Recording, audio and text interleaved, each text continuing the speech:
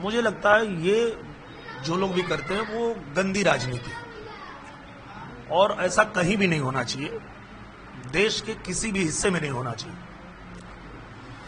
ये देश इसी बात के लिए जाना जाता है कि यहाँ अलग अलग भाषा है, अलग अलग कल्चर है, उसके बाद भी अनेकता में एकता है।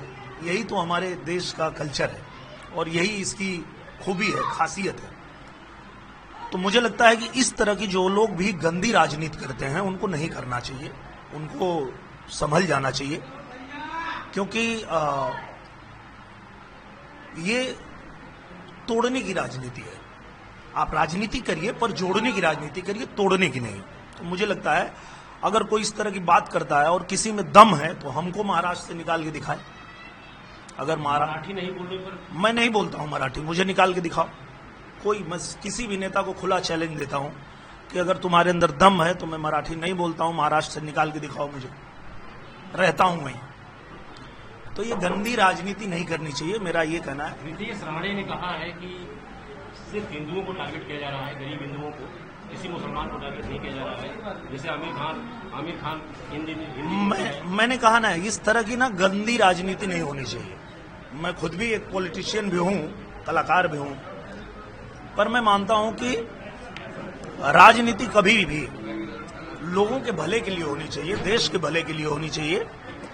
इस तरह की गंदी राजनीति नहीं महाराष्ट्र कहीं भी ये कंपल्सरी होना चाहिए। बिल्कुल नहीं, बिल्कुल नहीं। देखिए, अगर किसी की क्षमता है कि वो 1, 2, 3, 4, 5 भाषा सीख सकता है तो सीखे, क्योंकि मराठी बहुत अच्छी भाषा है, बहुत प्यारी भाषा है, भोजपुरी जैसे प्यारी भाषा है, गुजराती है, मराठी है, तेलुगु है, तमिल है, कन्नड़ है, सारी भाषाएं बहुत, सबकी अपनी खूबसूरती है। तो वो सबको सीखना चाहिए अगर क्षमता है तो, पर नहीं अगर सीख सकते तो कोई जरूरी नहीं, किसी को जबरी नहीं करना चाहिए।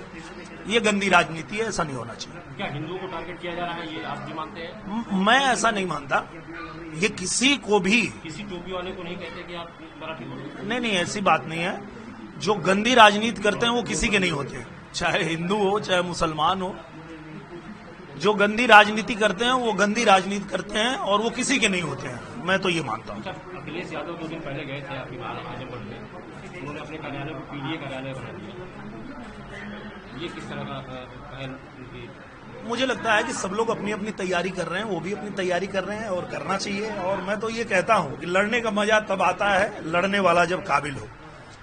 तो जब वो वहां आते हैं और वहां आकर के कुछ काम करते हैं तो हमको भी अच्छा लगता है कि भाई पहले तो आते ही नहीं थे, कम से कम हमारे आने का इतना तो फायदा हुआ कि अब उनको आना पड़ रहा है।